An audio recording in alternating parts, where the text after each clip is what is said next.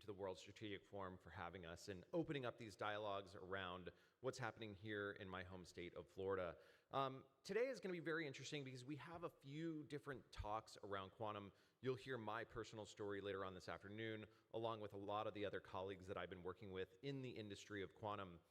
Over the last couple of years, I've had the real privilege to learn as much as I possibly can about this emerging technology. And when I say technology, there are many other areas around it rather than just the hardware that we're traditionally thinking of, but there's sensors, networking, and there's a company in particular called IonQ that has really paved the way in a lot of excellence around all of the different areas of quantum technology. And it's my real privilege today to introduce the CEO of IonQ, Niccolo de Masi. Niccolo.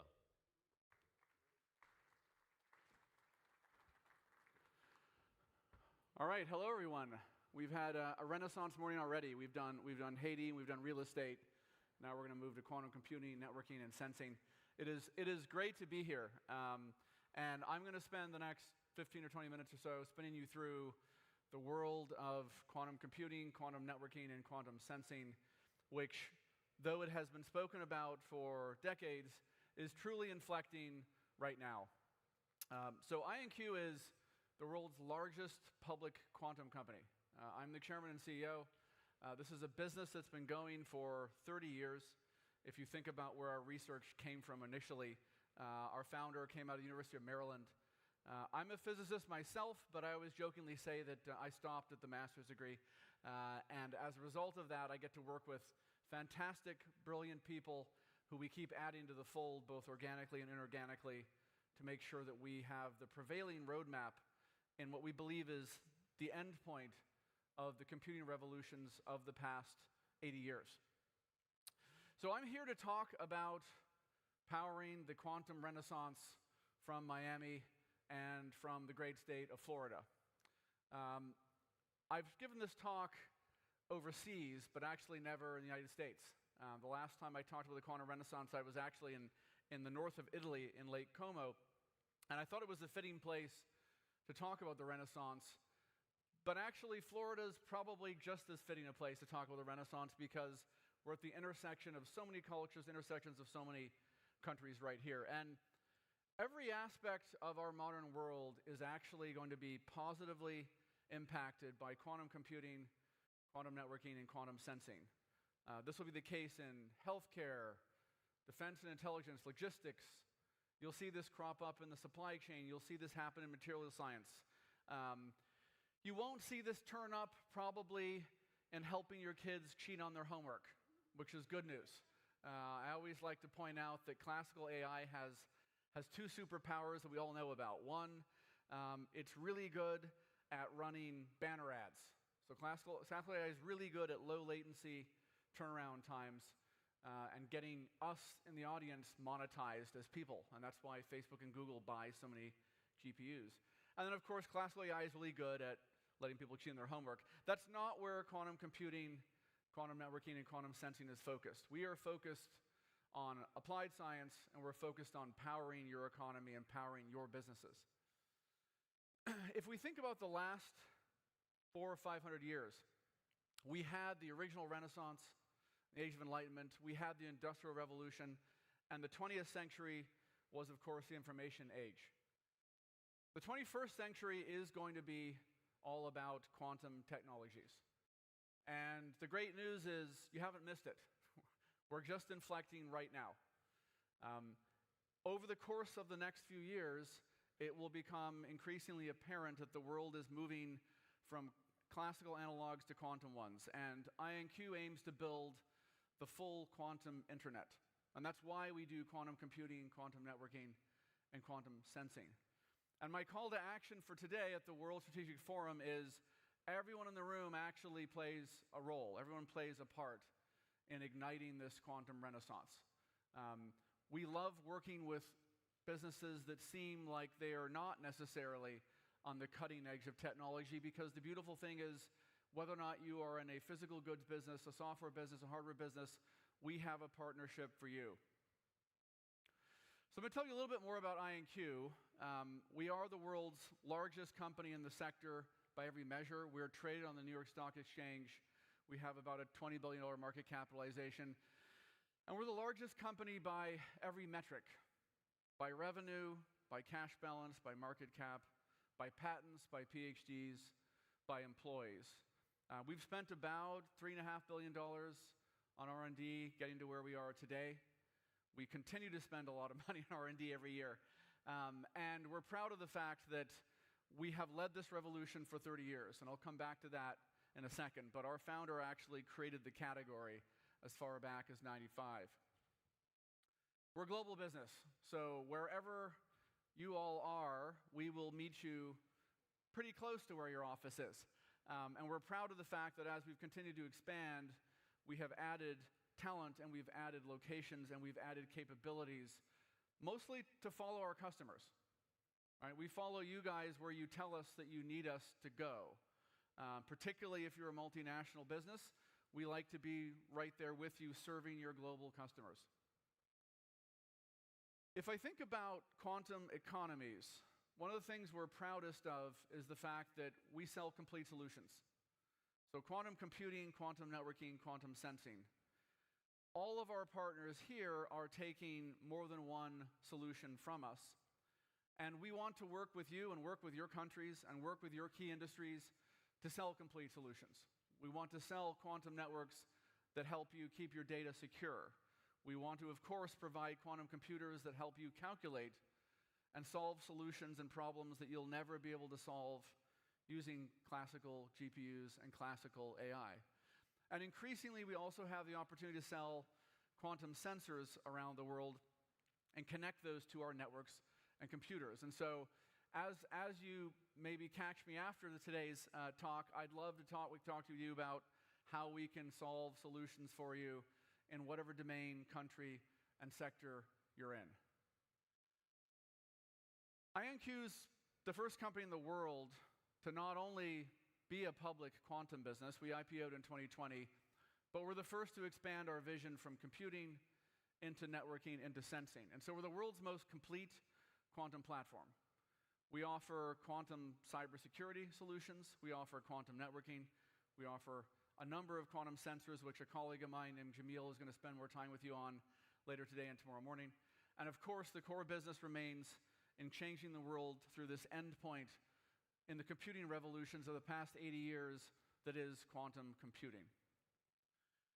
We like to operate all of these together. And the reality is, it's coming faster than people have ever thought because of the fact that IonQ is creating solutions both organically and inorganically. And so we're driving things, as I like to say, to the left on our roadmap every day of the week. I mentioned that we kicked off this industry.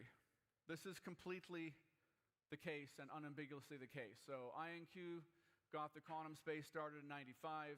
Our machines powered on in 2017. We IPO'd in 2020, and we put all of our machines on all of the public clouds, Amazon, Google, Microsoft.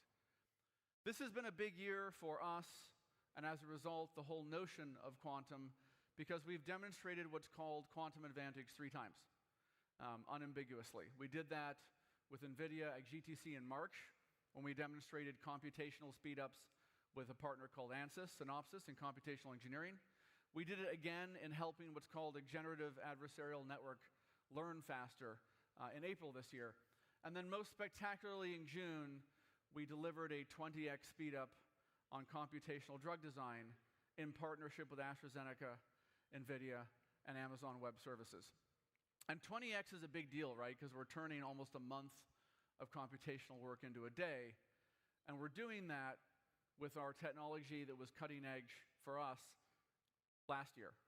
So our new machine is going to make that speed up even more, which means there'll be a day soon, probably next year, when we can turn a full year of computational drug design into just a day.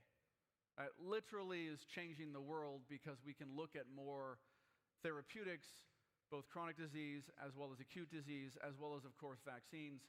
All of this can be sped up at the top of the funnel because of our quantum computers. We operate what's called a full gate model generalized quantum computer. And we're proud of the fact that we have founded the sector and led the way for 30 years. What gate model quantum computers do is basically, well, the broadest set of applications you can imagine.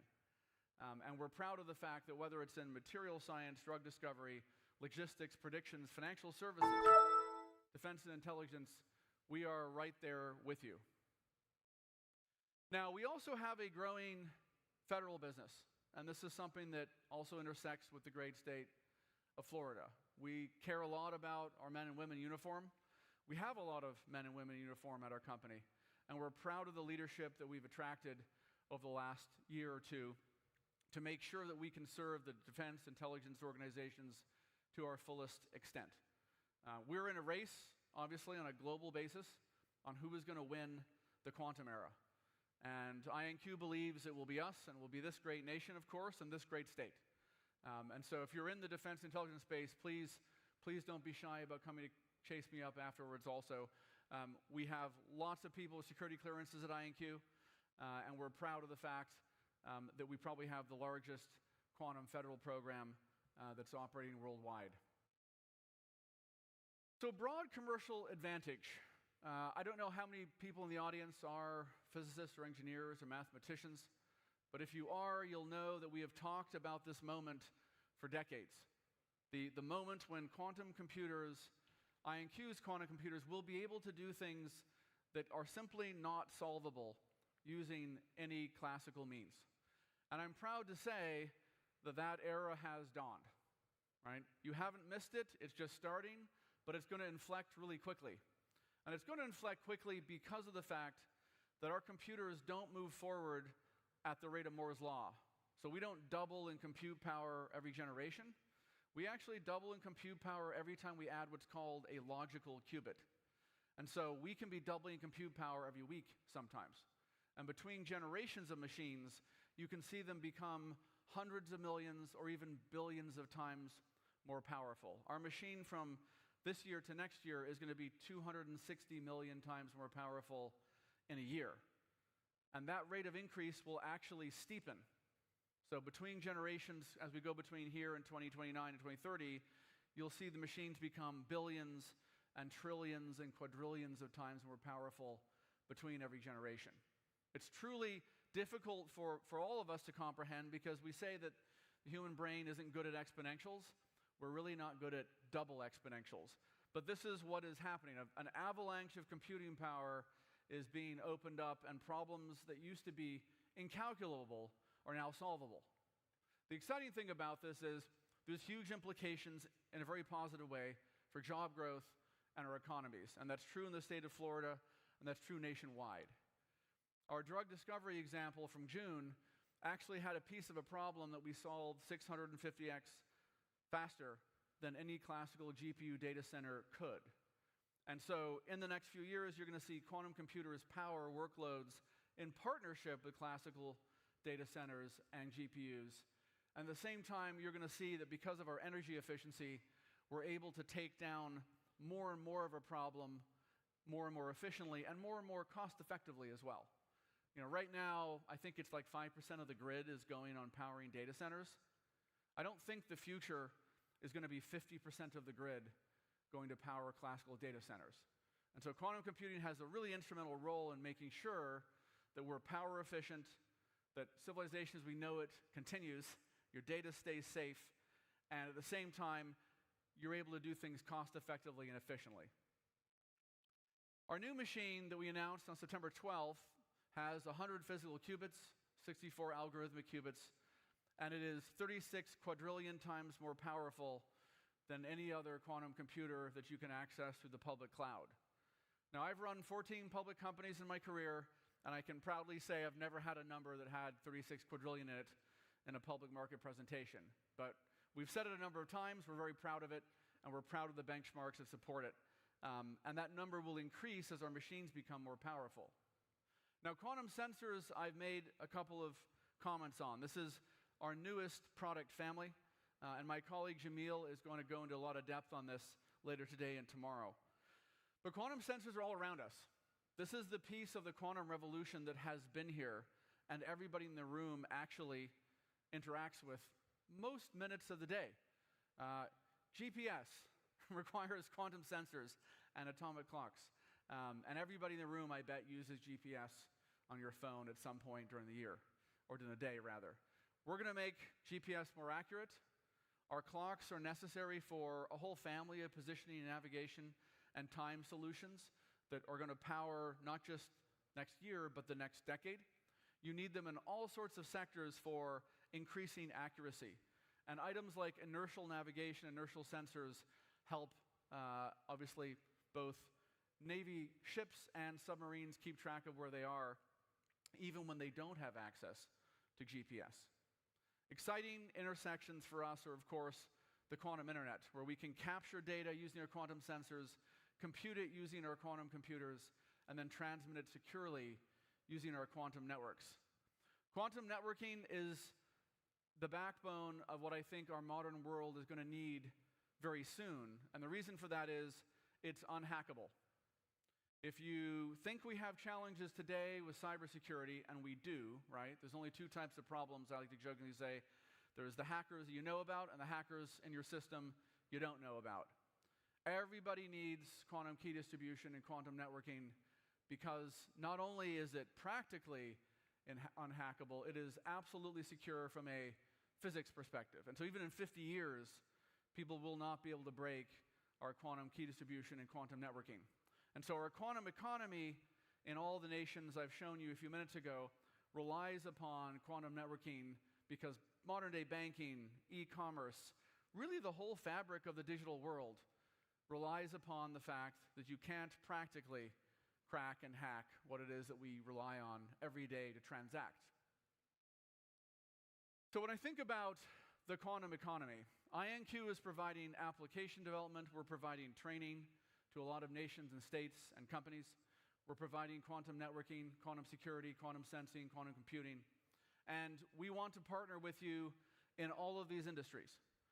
This is a very real and relevant call to action, not only for your companies, but for your countries. And we very much want to work with you to make sure you're the lead player in your sector, in your country, in your economy, to ensure that you're playing the game where the puck is going. INQ has solved the hardware challenges in the quantum ecosystems. We have the best computers. We think we're 5 years ahead of anybody else that purports to try and build quantum computers. We're the biggest player in our space, and we also offer far more than just computers, networks and sensors, which means the game is moving on to the software layer. And my rallying cry for the quantum renaissance and quantum economies is about software. If you're wondering where to invest in your companies, countries around the world, think about application development, think about training and education around that, because the world is going to quantum applications. And the sooner that your company, your team, your country knows how to build quantum applications on our hardware, the sooner you're going to capture value and realize value. So I'm going to close here where I started, which is the quantum renaissance is upon us. And we want to work with you to ignite that. We're very focused at INQ on how every single sector of applied science in our modern world is being positively impacted by our quantum hardware. But we need your help on the applications and the training. For anyone who remembers their high school physics class, whenever you did it, I can assure you there's a lot more quantum on the curriculum today. That was true in my era. It's true in today's era. And that is completely appropriate because the next generation needs to learn how to drive quantum applications. Last call to action for this morning is stick around, please, to talk to my colleague Jamil. He's doing a couple panels on quantum networking later today and tomorrow. And Jamil will help tie together quantum applications in a world of networking, sensing, and computing. So please don't be shy. Look forward to meeting everyone. Thank you for your time, and have a great rest of your morning.